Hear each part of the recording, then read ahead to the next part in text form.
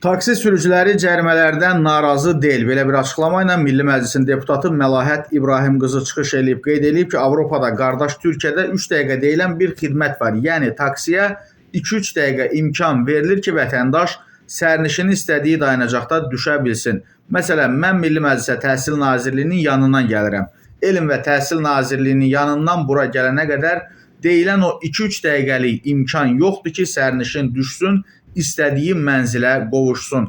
Vətəndaşlar gəlir, yaşlı var, xəstə var, hamilə qadın var, soyuq var, taksiyə 200-300 metr uzaqda bir döngə tapıb saxlamalıdır ya da məcburdur ki, cərimə olunmasın. Həmçinin Ege Hospitalın yanında da eyni vəziyyətdir və deputatın sözlərinə görə taksi sürücüləri cərimələrdən narazı deyil. Sadəcə olaraq xahiş edirlər ki, bu cərimələrin olmaması üçün şərait yaradılsın.